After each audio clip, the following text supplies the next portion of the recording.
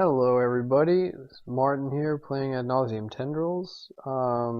Today I am playing against Team America, Bug Delver, that other name which we won't mention.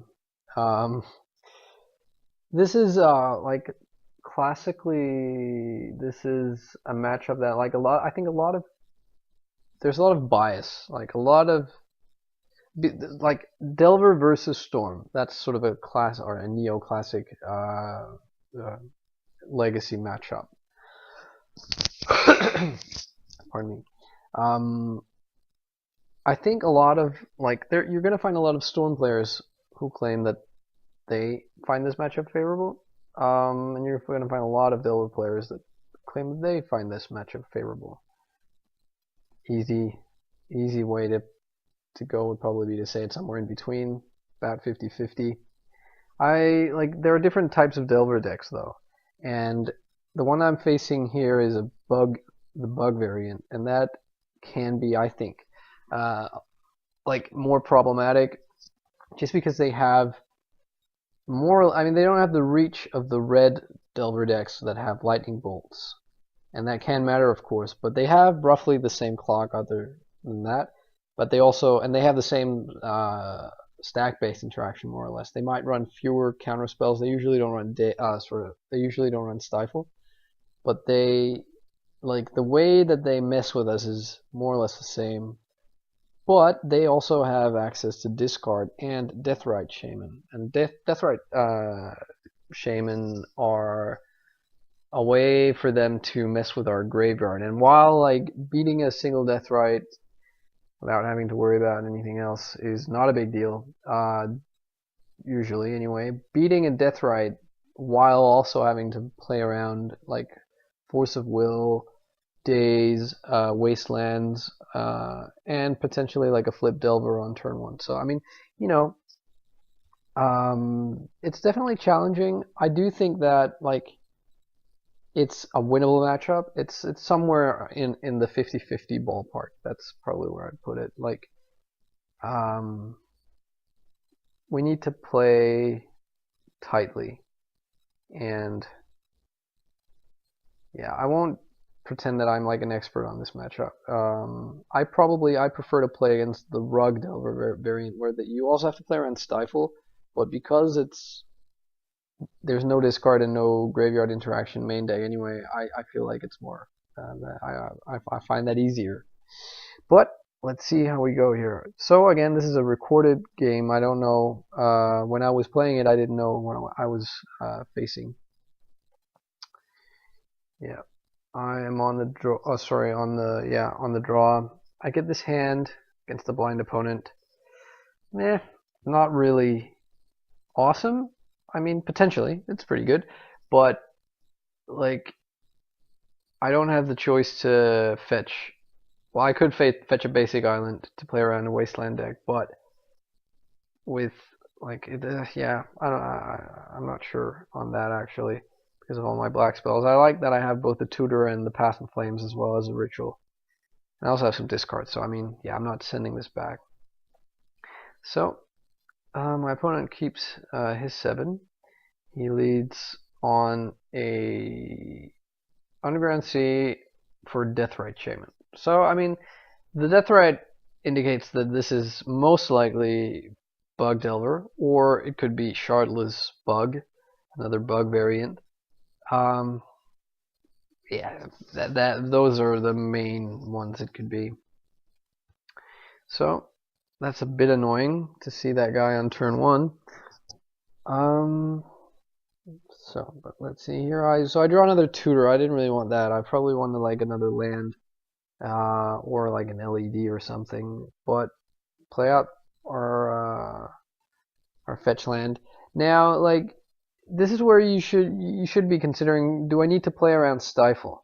And while there have been some Bug Delver lists known to run Stifle, usually they don't, in my experience anyway. So, and it's the classic sort of issue. Do you play around Stifle to then run, face first into a wasteland, or do you do it the other way around?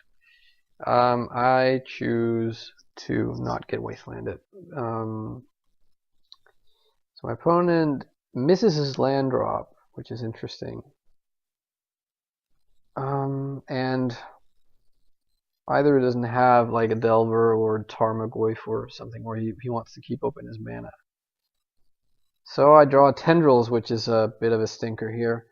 Yeah, there's really no way other than fetching and brainstorming. I have to risk him countering it. Alternatively, I could wait until his upkeep to sort of, you know, do it then and make him use his mana then, but then I'm discarding the hand size. I am missing my second land drop, you know, if I were to hit it. So I think I just have to go for it here, and I'm now getting the island because I'm too scared to just get. And I know that I'm facing a wasteland deck. Yeah, cast the Brainstorm, but party pooping opponent exiles my land and pays for his days. So, not much to be done about that. I don't like my prospects from here on. He has an active Deathrite. I have no action. I'm drawing lands or cantrips off the top of my deck are like the only things that can really get me anywhere. He again misses a land drop, or actually, yeah, no, he didn't return the land. Yeah, he misses a land drop again. I don't like. You have to be thinking, what is he like? What is he drawing then? And he could be just loading up on creatures and not wanting to tap out to play them. But another, you know, option is, or possibility is that he's drawing all blue cards that say no. So here we draw an LED. I mean, it's nice and all, but I'm not really like, I don't want to play it out because there's too big of a risk of it getting Abrupt Decayed and I need it. Whereas, like, the problem is, like, if he didn't have the Deathrite, I'd be content just to discard, like, the Passing Flames. But that's a no-no. Whatever I drop, I'm gonna lose. So I end up discarding one of my two Cabal Therapies. And so again, not making a land drop. This is really quite incredible, and I'm also just obviously completely stuck. I finally draw land, and I can't crack it fast enough. No stifle. Thank you very much, sir.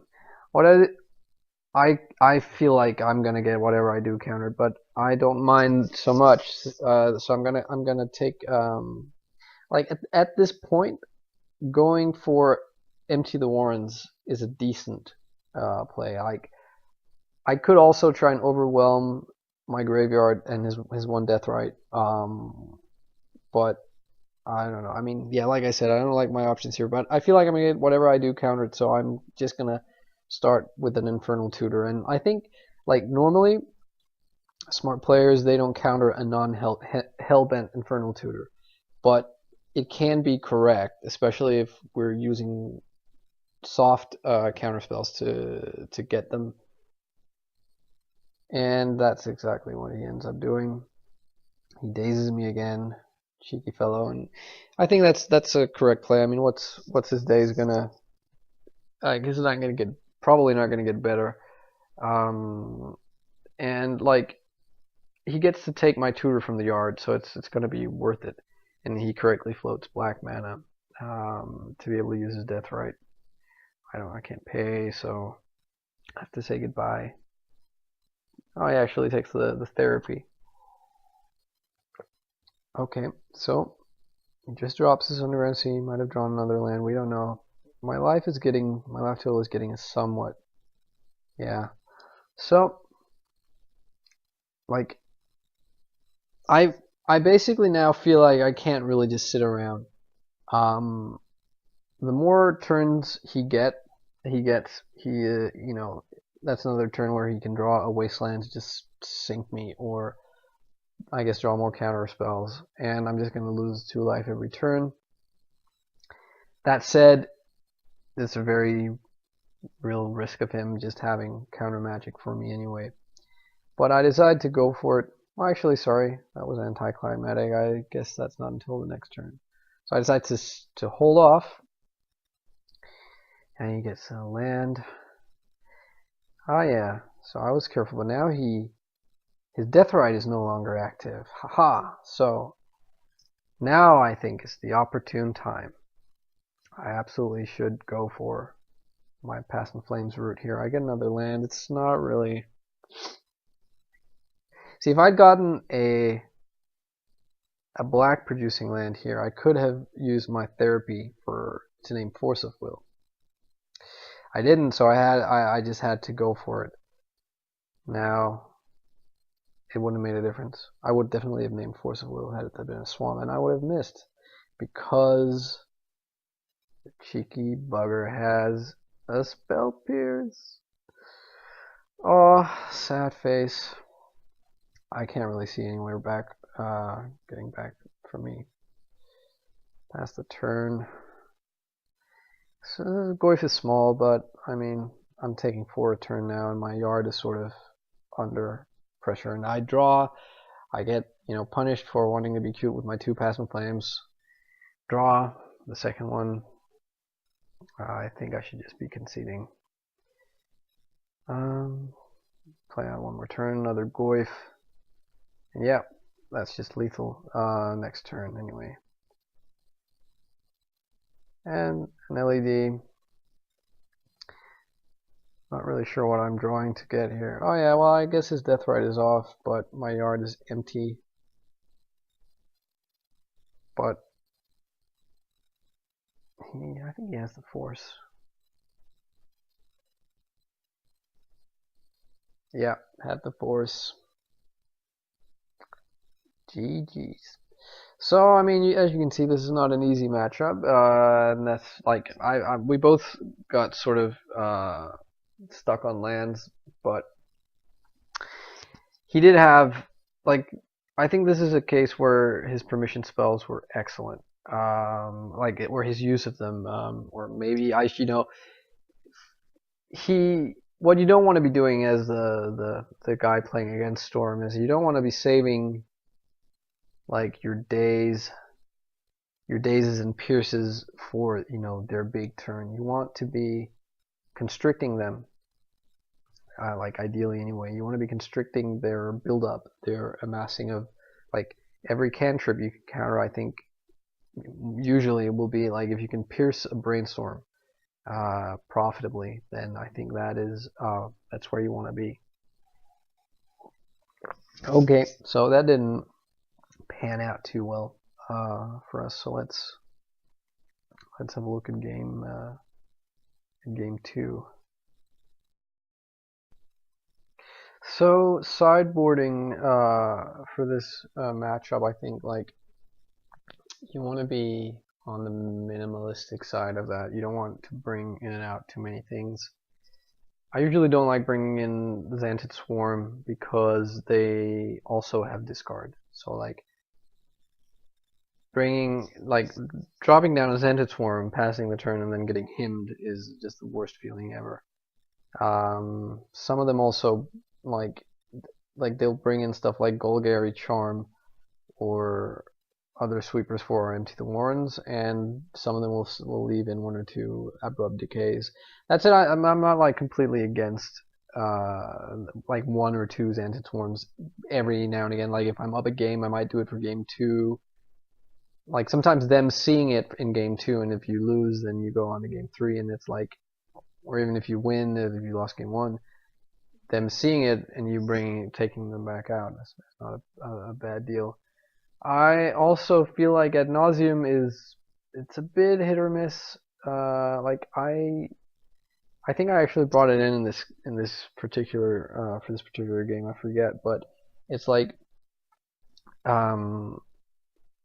in the last game he had no clock. He had a Deathrite, so Ad Nauseam would have been fine there. If they go turn 1 Delver, turn 2 Goyf, flip Delver, then your Ad Nauseam is going to be really bad, very quickly. Plus, you don't want to. I think you always want Empty the Warrens in this like against the Delver decks. I think it's a fantastic spoil for them. 10 goblins turn 1, they're never beating that. Unless, the bug colors, they have the Golgari Charm. But anyway, so I'm on the play here. I also side in, I bring in 1 Chain of Vapor. Just, I like having the possibility of getting an out for something, but I find, in fairness, not be strictly correct. So this is a great hand. Lead off with the Probe, and this is a really annoying hand because ideally you want to be like, first of all, my only land is a non-basic, so he can waste me. And he has the Force of Will. I want to be able. I'm going to want to be taking that eventually, but probably not right now. The Pierce is just also going to be annoying because it's going to be, detrimental to where I want to be going, piercing my Ponder maybe, or even just like if I try to go off with like my first ritual. And then he has a Thoughtseize. So I mean,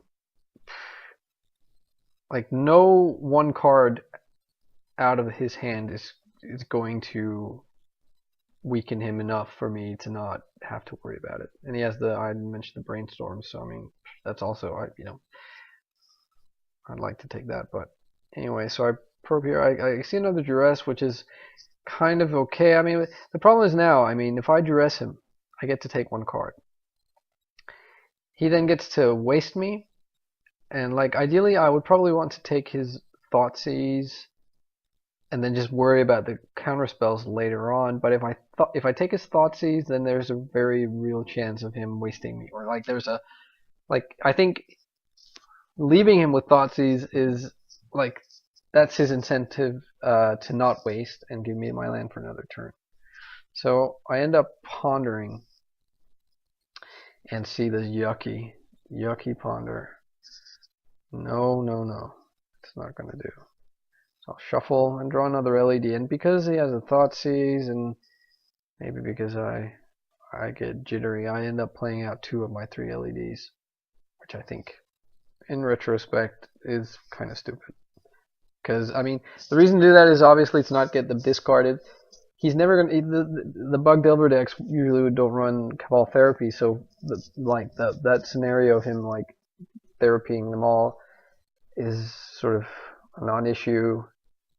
I should have kept them in order to make Storm for potential empty the Warrens. I haven't seen him, so yeah. Anyway, I did that though, and here we are. He doesn't waste me, happy about that. He ends up making the Thoughtseize play that we discussed, and he takes my Cabal Therapy, or sorry, my Cabal Ritual. So, I mean, yeah, I think that's a reasonable take for him. I have redundant Duresses. Yeah, I don't know. So I draw a 3rd Duress. And I Duress him, and I go ahead and I grab, I grab his Pierce. So yeah, the reason to grab the Pierce, I probably should have grabbed the Brainstorm.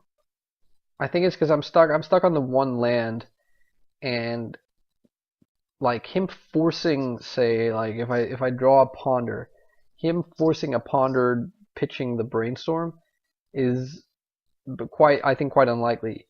But I think he would just snap off that Pierce if he had it. So I think that was my reasoning.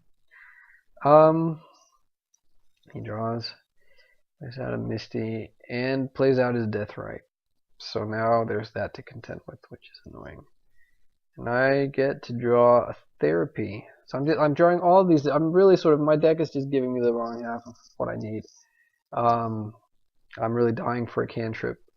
So I Duress. And he Brainstorms in response. Which I suppose was to be expected. He might want to be hiding his Force if he doesn't feel like I am able to actually go off this turn, which would be a fair assumption given what I've been doing on previous turns. But he has a Surgical Extraction. That's not unreasonable for him to have. And he decides to extract my Ritual. Actually, for a second, I thought he was going to go for the Duress, which would be annoying because he would take one out of my hand. But I don't know. He goes for the ritual. I actually don't know if I like that play that much. I could see myself hanging on to the, like, maybe putting back force or surgical force, but I guess I don't know what else was in his hand. So just like extracting the Cabal Ritual where we are right now seems a little bit anemic. I mean, well, whatever. So away we go with all my Cabal Rituals are gone. I get to take a Pierce, which he drew, and he drew a Wasteland. So this is the big problem. Actually, no, wait, he had the Wasteland. And all this time he didn't play the Wasteland. That's it, right? He decided to go for his Deathrite and not the Wasteland in the previous turn. So can only take the Pierce. He wastes me. I'm lucky enough to draw another land just blind off the top. Being where we are now, I can't really afford to just go for a basic, like, Island doesn't cast any of my 2 discard spells, and Swamp, like, I am nowhere right now. I need to draw some like business, and if I don't, I need to draw cantrips, and cantrips pour blue mana. So I go for another Underground Sea. And I decide to Therapy, boldly assuming he has his Force of Will, which he does. But he doesn't have another blue card, so I guess it's not even that big of a deal. Yep. Away we go with Force. And now we're not at a, like, I really want, like, a Ponder or a Brainstorm now. Other than those cards, I would need to draw runners like Ritual, like Dark Ritual and Infernal Tutor, for instance. That would also get us there. But he has his Deathrite up, which is a bit of a problem. I draw my Chain of Vapor, and it's just, whoops, just a bit embarrassing at this point. I mean, I guess, I could bounce the Deathrite, and that would sort of pseudo time walk him, but it doesn't really seem to be where we want to be. He starts nibbling away at my yard, and the end of turn Brainstorms, which is reasonable. He has a fetch land, but found his, he found what cards he needed. There's a second Wasteland that this pretty much sinks us. Waste us. I could have bounced, and maybe should have bounced his Deathrite. I don't think, however, it would have made a huge difference. He has a Delver. Yeah, this is bad. This is really bad. I don't think I'm ever getting back from this. And Delver, of course, will flip, I think, as you knew from the Brainstorm. No, wait, it didn't. I think he fetched between. But it does flip anyway. And I am just running out of things to do here, running out of time, and I concede. Suppose I could have kept playing, but yeah. So I mean, that was that. Like I said, it's not an easy matchup. It's definitely winnable, and I got beaten well and proper in this particular match. Like, I don't particularly want a meta that is all, like, where every Delver deck is the bug Delver deck. Like I said, I would much rather play against actually both the blue, white, red and the Rug Delver deck. But that's it. Thanks for listening.